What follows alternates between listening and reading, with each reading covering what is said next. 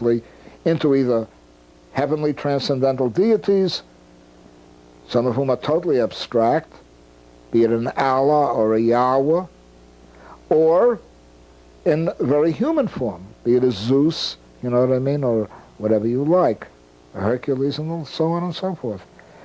To me, the most, if I want to use the word enchanting, fact of life today, aside from human self-development and human interaction and the poetry of human existence, itself a wonder or a potential wonder, is the natural world. Looking at the natural world, understanding connections between different life forms, understanding ecological niches and how they interact with each other or configurate to create ecosystems. I'm not using exactly the language that I prefer, but that is the conventional language, is in my opinion the marvel, the beauty, the aesthetic as well as intellectual attractiveness of a natural world that has been evolving over millions of years, that has produced these magnificent creatures that we see around us, as well as annoying ones.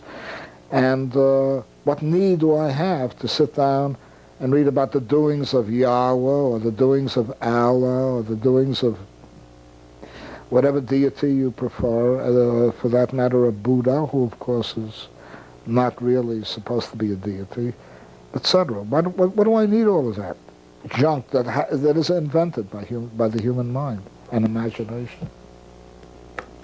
Perhaps you don't need it, but it seems like billions do. Why is there such an attraction to religion? Take one example, just in the United States, there's a large Christian fundamentalist movement. Because people feel powerless. So they have to relate themselves to a fictional power whereby they think they are going to get the support systems that they really lack as a result of the capitalist marketplace and capitalist atomization and the sense of isolation that is produced by the capitalist economy and by a capitalist society. It's a form of self-empowerment, but it's a fictional form of empowerment. It's fictitious. Instead of relating to each other as human beings, they mediate their relationship to each other through a deity that they invent. And sometimes even natural forces that they invent, that they anthropomorphize. And that's one of the reasons why that disempowerment that exists today is one of the reasons why religion has a strong appeal. Whether that religion take the form of a primitivistic type of tribal religion, if you like, or whether it take the transcendental form of Judeo-Christianity or Islam.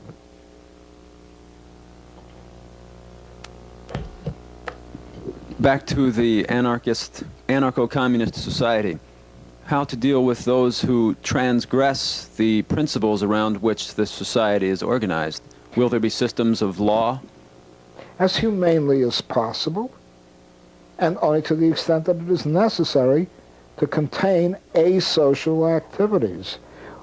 Now we have to define what asocial activities are, okay?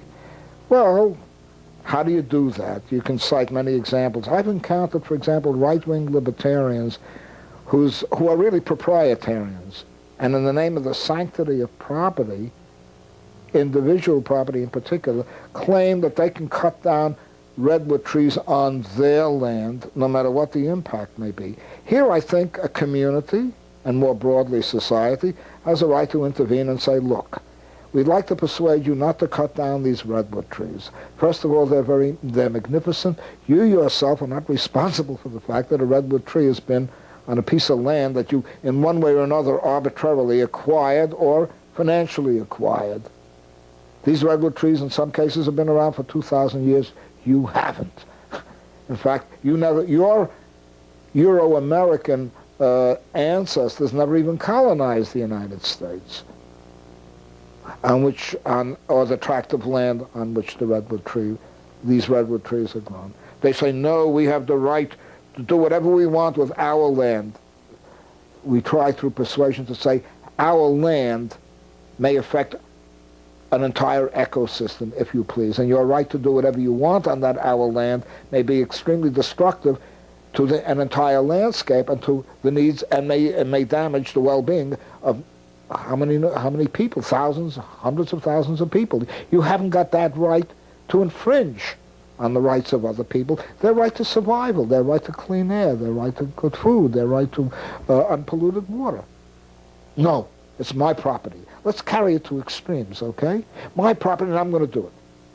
Well, if we can't persuade you after long argument, and you're going to start bringing an axe to bear, or if you want a saw and so on and so forth, or new machinery for destroying forests, I'm going to have to stop you physically. I'm going to fight you. I'm going to get my rifle, my machine gun, whatever I may have, my hand grenades. I'm going to oppose you if you try to stop me physically. Well, then we'll have to get more rifles, more hand grenades, and more machine guns, and point them at you and say, now, will you stop, please? No, I'm not going to stop, please. Okay, then you fire. I mean, let's be sensible about all of this. You see? There have to be certain understandably social values that have to be upheld by everyone. I'm not suggesting conformity. I'm suggesting certain basic elementary principles, one of which may be reduced to a concept of negative liberty, namely, I have no right to do something that will infringe upon the rights of someone else. There has to be some understanding between us as to what shared rights we have. This can be discussed. And if I infringe in assemblies and so on and so forth, and if I infringe on other people's rights, other people's liberties, if I deny them by claiming liberty only for myself at their expense, then they have every right in the world to resist, collectively, individually, and whatever you like. Of course, no one suggests that we use the most barbaric methods out of hand, or even the most forceful methods out of hand. Everywhere along the way, there has to be an attempt to persuade, an attempt to discuss, an attempt to negotiate. But obviously, if someone becomes so intractable as to imply that he or she will use force, and even begin to use force, to protect his or her atomized monadic rights against all of society, then society must act accordingly, again, as gently as possible, over different phases of at least gentleness, before having to use extreme actions to prevent a basic, simple malfeasance from taking place. So I believe that we have, as individuals and as a society, or in a libertarian communist or anarcho-communist society, we would have certain basic responsibilities that are understood. One, we're not going to poison the planet. We're not going to destroy it. We're not going to simply arbitrarily wipe out things that are aesthetically attractive. We're not going to have private property, at least property that would affect the life of entire communities. I mean, one has every right in the world to own one's own individual things, be they computers, typewriters, furniture and the like, books and all the rest of those things that enhance, presumably, individual life. But one does not have the right to devastate soil or to claim soil, to claim means of production that involve a whole society as one's own property. And then restore, in fact, capitalism with all its insanities, egoism, and self-serving destruction of the lives of other people as well as an entire environment.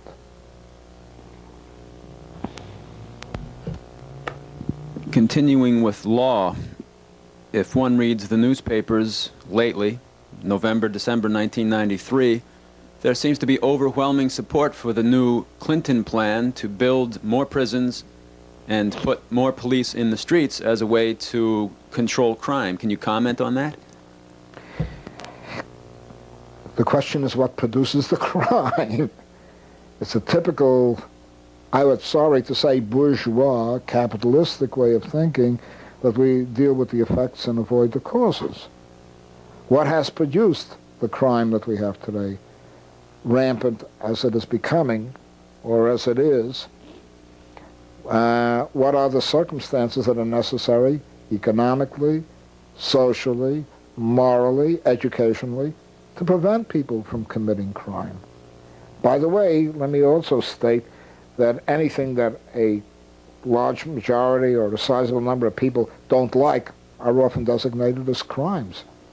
Is it a crime, for example, in Russia? Should it be a crime in Russia, say for various liberal and communist parties under Yeltsin right now, to discuss a constitution that Yeltsin himself says should not be discussed? He's now about to outlaw not only communists, many of whom may not be Stalinists, who may simply believe in a cooperative society, and liberals in Russia from participating in the elections, namely remove them from the ballot simply because they want to criticize a constitution that he doesn't want the Russian people to even discuss. He's written it up, as it were, and they have to accept it as is, and then function politically merely as a Congress or representatives for a Congress that he is free to disband whenever he wants. That man is a total authoritarian. He's not as bad as Stalin, but he's really a total authoritarian. But that becomes a crime. Now, how do you even define crime? I certainly agree with you that we have real crimes: homicide, robbery of people, assault, a reckless use of deadly weapons, and so on and so forth.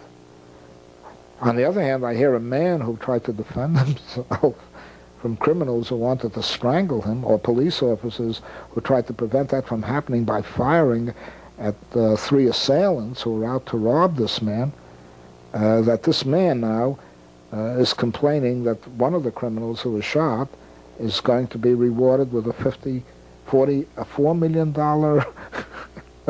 a $4 million lawsuit for excessive bodily harm because he tried to strangle or to try to do physical damage to a perfectly innocent individual, to rob him, and so on and so forth. So crimes themselves have to be interpreted. What do we mean by a crime? Is dissent a crime? Is disagreement a crime? What is a crime also? But on the whole, we do have real crimes today, in the sense that people are being hurt. Their personal property or their personal belongings are being taken away from them. Often hard-earned income is being stolen from them. And those crimes have to be not only do we have to prevent them from happening, but above all we have to look for the causes that impel individuals to act in a criminal fashion. And so I think that there's a certain brutality in this omnibus crime bill that I find very repulsive, the extension of the death penalty. I'm opposed to the death penalty under any circumstances, but the extension of the death penalty to X numbers of crimes that, in my opinion, is shocking. Because at least one of the pretensions of the state, and I've never taken pretensions of the state seriously, I'm anti-statist. One of the pretensions of the state is that it's supposed to speak in the name of a human welfare, not only a particular political system. And now we're beginning to see the death penalty for the state to do what criminals do, namely claim human life, is, in my opinion, morally shocking. The present crime bill right now is immoral. It's as immoral in some respects as many of the crimes that are being committed against individual persons, against specific persons. Why do you think there's such overwhelming support? People are afraid. Again, just as people who are disempowered tend to turn toward religion, unfortunately, people today are literally afraid. They are victims of crimes, or they get a very exaggerated picture of criminal activities. The press plays it up a great deal. TV plays it up a great deal. And significantly, they feel powerless against crimes. Why not arm all the people? So they have some kind of recourse to a means of self-protection. On that argument, you would have to supply people with nuclear weapons to defend themselves against the state, yes? No, well, you're not bringing it up to the level of warfare, organized warfare. That's not what I'm talking about. We have a very small number of crimes in Vermont, comparatively speaking, not just because the population is smaller, but also because people are allowed to be